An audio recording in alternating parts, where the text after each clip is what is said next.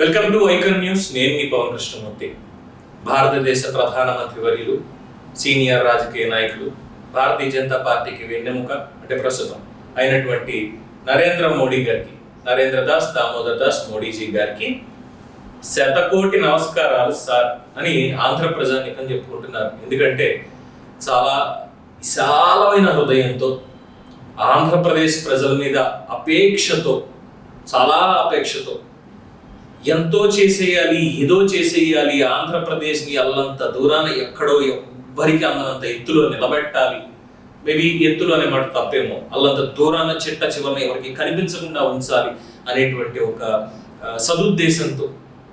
సదుద్దేశంతో అందులోనూ రాజధాని అని పేరుకి మాత్రమే చెప్తున్న రాజధాని లేనటువంటి ఆంధ్రప్రదేశ్కి, ఆ రాజధానికి రైల్వే లైన్ కోసం 1000 రూపాయలు, 1000 రూపాయలు అక్షరాల ఇచ్చినటువంటి బడ్జెట్లో కేటాయింప చేసినటువంటి శ్రీమాన్ ప్రధాని నరేంద్ర మోడీ గారికి ఎక్కడ నుంచి కృతజ్ఞతలు చెప్పాలో నాకు తెలియట్లా.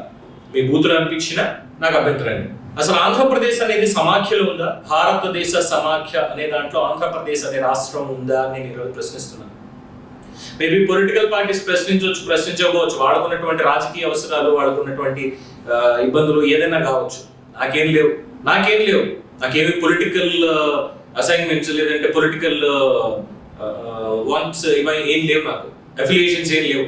ఒక పౌరుడిగా ఏంటంటే వచ్చిన వార్త చూసిన తర్వాత నాకు అనిపించింది, అమరావతి కొత్త రైల్వే లైన్కి కేంద్ర బడ్జెట్ లో అక్షరాల 1000 రూపాయలు కేటాయించారంటే maybe if I'm not wrong 1947లో డాలర్ ఈక్వల్స్ టు 1 రూపీ అనేది ఉండేది ఆ రోజుల్లో.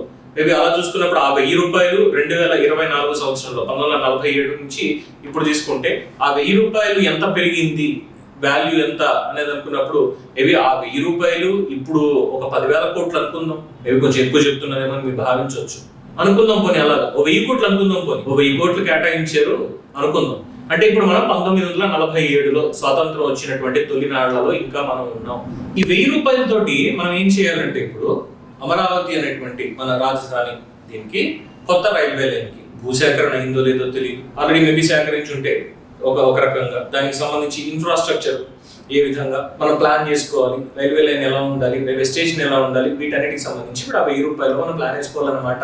కట్టే జిఎస్టీ 1,00,000 కోట్ల దాకా ఉంటుంది. ఇంత కలెక్ట్ అయినా అంత కలెక్ట్ అని చెప్తారు. ఆంధ్రప్రదేశ్ నుంచి ఎంత వాటా వెళ్తుందో తెలియదు, ఎంత వస్తుందో తెలియదు, ప్రోత్సాహకాలు ఏమైనా ఇచ్చారంటే తెలియదు. రైల్వే జోన్ కి అదొక పాపం మూట కట్టుకుంది. అది కూడా మళ్ళీ మన రాష్ట్రమే. ఇక్కడ ఈయన గురించి కూడా చెప్పుకోవాలి. మోడీ గారిని అంటే ఎలాగా తప్పు కాదు.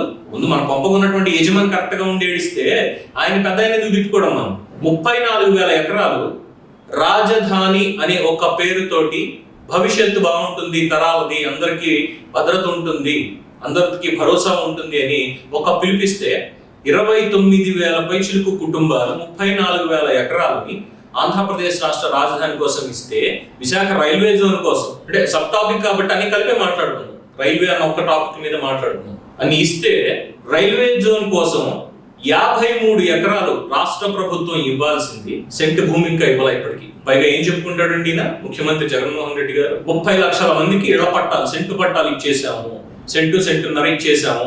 ఇది చెప్పుకునేది. ఇద్దరికిద్దరే దొందే అన్నట్టుగా పైన ఉన్న పెద్ద ఆయన అలాగే ఉన్నాడు, ఇక్కడ ఉన్న ఈయన అలాగే ఉన్నాడు. రైల్వే లైన్ కి ఏమో కొత్త రైల్వే లైన్ 1000 రూపాయలు ఆయన ఇస్తాడు, రైల్వే జోన్ కి ఇవ్వాల్సినటువంటి 53 ఎకరాలు ఈయన ఇవ్వడు. పైగా దీనికి ప్రచారం ఏంటి, 2013, 2014లోనే యాక్సెప్టెడ్ అయిపోయింది. ఆ తర్వాత మరి ప్రభుత్వం తెలుగుదేశం ప్రభుత్వం కదా, ఎందుకని చెప్పి తీసుకురాలేదు అని. ఎందుకు తీసుకురాలేదు? ఆ రోజు ఉన్నటువంటి రైల్వే మంత్రి గారు ఎవరు, ఎంత పోరాడినా మనకి ఎందుకు రాలేకపోయింది? అమరావతి రాజధాని అని పూర్తి చేసి మొత్తం ల్యాండ్ పూలింగ్ చేసుకోవడానికి వీటికే చాలా టైం పట్టింది. ఇక రైల్వే జోన్ అన్న పేరు వచ్చేసరికి వాల్తేరు డివిజన్ ఎత్తేసి పక్కన రాయ్పూర్ డివిజన్ లో కలిపేశారు. మనకి అక్కడ రాలేదు ప్రత్యేక రైల్వే జోన్ అనేది.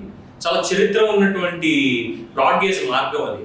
దాని మీద పోరాటాలతోటే సరిపోయింది. అప్పుడైనా సరే ఇప్పుడైనా సరే ఎంపీ రామ్మోహన్ నాయుడుకి ఎవరిచ్చారు?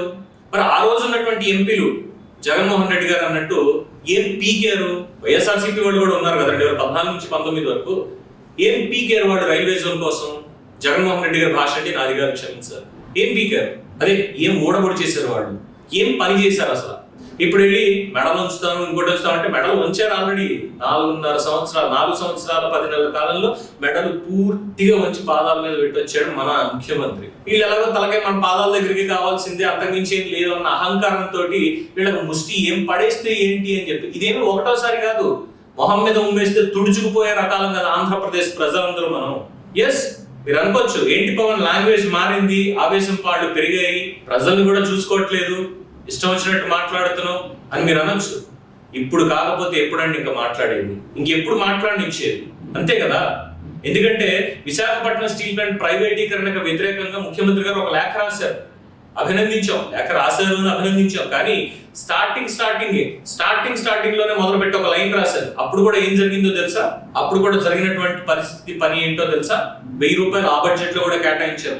1000 రూపాయలు మీకు గుర్తుంటే ఒకసారి డాక్యుమెంట్స్ రిఫర్ చేసుకోండి వెనక్కి.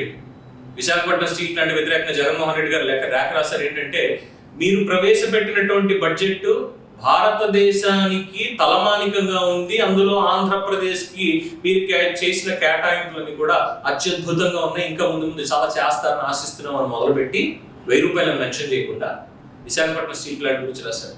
అందుకే మాట అనాల్సి వస్తుంది. మొహం మీద కాండ్రించి ఉమ్మేసినా సరే తిప్పేసుకుని తుడిచేసుకుని వెళ్ళిపోయేటువంటి మన ఆంధ్రుల్ని చూసి అహంకారంతో కొట్టుమిట్టాడుతున్నటువంటి ఆ ఢిల్లీలో కూర్చున్న పెద్దలు మన మొహాల మీద ముష్టి పడేశారు 1000 రూపాయలు.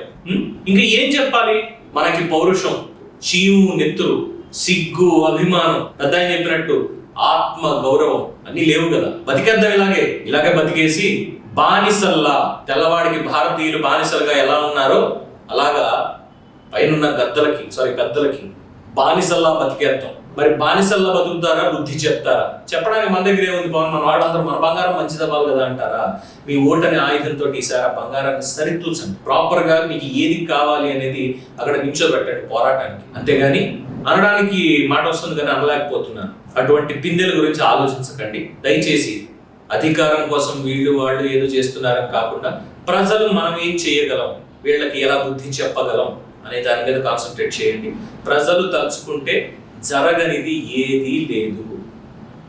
కలిసికట్టుగా ప్రజలు కలిస్తే జరగనిది ఏది లేదు. భారతదేశానికి స్వాతంత్రం వచ్చిందండి, కులమతాలన్నీ పక్కన పెట్టి స్వాతంత్రోద్యమంలో పాల్గొని తెచ్చుకున్న స్వాతంత్రం ఈ రోజు కులాల కింద విడగొట్టి అధికారం కోసం చేస్తున్నటువంటి ఒక రాజకీయ క్రీడలో ప్రజల్ని విడగొట్టి విభజించి పాలించేటువంటి ఆ తెల్లవాడి దాన్ని తీసుకొచ్చి ఈ రోజు ఇక్కడ ఉన్న మన వాళ్ళు కూడా అదే చేస్తుంటే మనం ఇంకా బానిసల్లాగే బతుకుతున్నాం.